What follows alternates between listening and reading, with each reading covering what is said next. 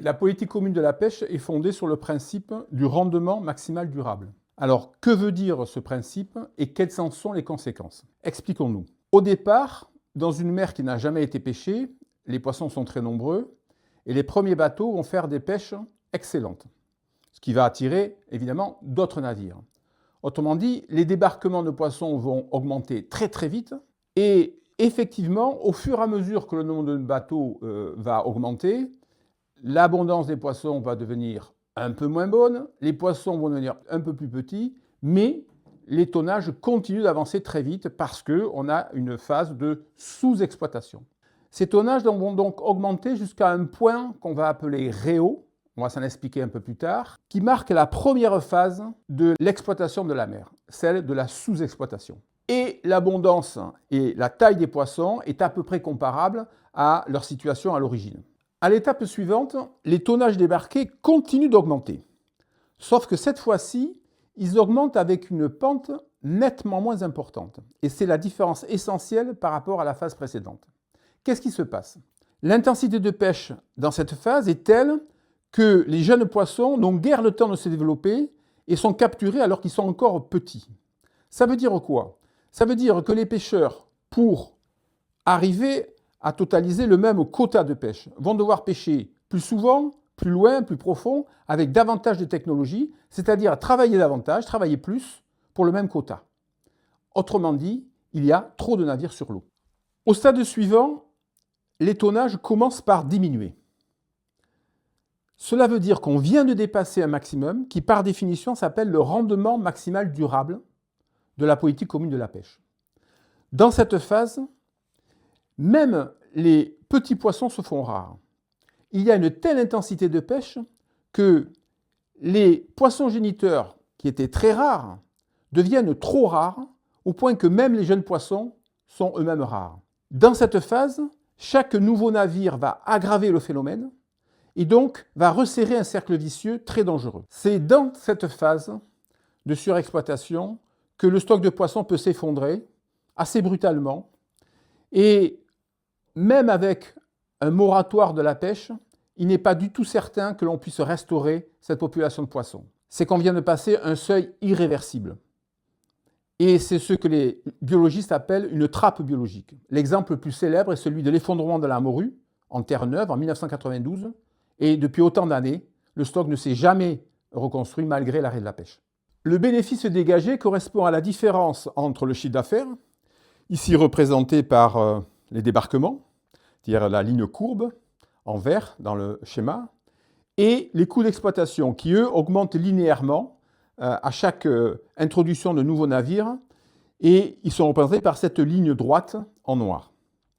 Donc, le bénéfice, c'est cette double flèche qui est inscrite dans le schéma, dont on voit que le maximum est atteint autour du point réau, qu'on a baptisé ainsi pour rendement économique optimal. Et ce point réau, vous voyez qu'il est bien antérieur en termes d'effort de pêche au point où est atteint le rendement maximal durable. On se rend compte que la politique commune de la pêche a favorisé la maximisation des tonnages au détriment du rendement économique, socio-économique de la pêche. Ça veut dire qu'il faudrait pêcher avec beaucoup moins de navires pour attraper peut-être un peu moins de poissons, mais pour avoir les meilleurs rendements socio-économiques. Et c'est là le problème de la politique commune de la pêche. Donc maintenant, au-delà du point réau, le cercle vicieux est en place parce que les charges, qui augmentent de façon constante, linéairement au nombre de navires, augmentent plus vite que les débarquements qui, eux, sont en train de baisser. Ça veut dire que les bénéfices diminuent au fur et à mesure qu'on s'éloigne du point réau et qu'on continue à augmenter la pression de pêche. Et pourtant, on est encore loin du rendement maximal durable. Dans cette phase, entre le point réau et le point rendement maximal durable, qu'on appelle une phase de surexploitation de croissance, l'intensité de pêche est trop importante pour que les poissons se développent normalement. Ils sont trop petits, économiquement parlant, et donc la pêche, globalement, est en train de consommer ces bénéfices, de les réduire au fur et à mesure qu'elle s'intensifie. Avec l'intensité de pêche qui correspond au rendement maximal durable, il a été démontré que l'abondance des poissons a été divisée par 2,5 ou par 3.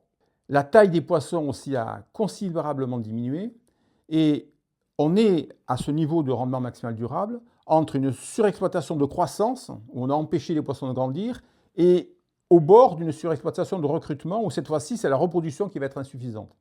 Ça veut dire que c'est une situation qui est très dangereuse. Non seulement elle est économiquement non justifiée, mais au point de vue environnemental, elle est très risquée. La stratégie du rendement maximal durable est donc aussi très violente pour les hommes, parce que les obliger à capturer chaque année les mêmes quotas, mais avec des poissons qui sont de plus en plus petits, suppose donc qu'ils pêchent de plus en plus, qu'ils augmentent leurs charges, donc ils dégradent leurs bénéfices au fur et à mesure. Cette situation n'est pas tenable. C'est celle pourtant voulue par la politique commune de la pêche qui a cherché à maximiser les tonnages aux dépens des bénéfices qui, eux, demanderaient qu'on pêche avec moins d'intensité. Cette critique, elle a été faite très tôt, dès les années 70, par des Aliottes, et on peut même citer Peter Larkin, qui en 1977 a écrit ce qu'on appelle l'épitaphe du rendement maximal durable, pour annoncer son échec évident. Donc finalement, le rendement maximal durable maximise les tonnages, les chiffres d'affaires, aux dépens des bénéfices. Et les marins-pêcheurs sont les premières victimes de ce système, et pour ça, ils ne s'en rendent pas compte, puisque invariablement, ils demandent chaque année des quotas maximaux, sans se rendre compte que c'est cette situation qui va aggraver le phénomène que je viens de décrire, leur situation, leur compétition, et donc finalement ternir leur avenir. C'est ainsi que depuis des décennies, la politique commune de la pêche privilégie la performance aux dépens de la robustesse, et donc aboutit à des dégradations des débarquements et de l'emploi, et à une concentration graduelle des moyens de production dans la main de quelques-uns, tandis que la majorité des pêcheurs disparaissent. Le rendement maximal durable et le caractère transférable des quotas de pêche aboutissent finalement à une concentration des moyens de production de la même façon que ce que l'on a pu observer en agriculture, avec l'explosion des superficies des exploitations agricoles liées au phénomène du remembrement.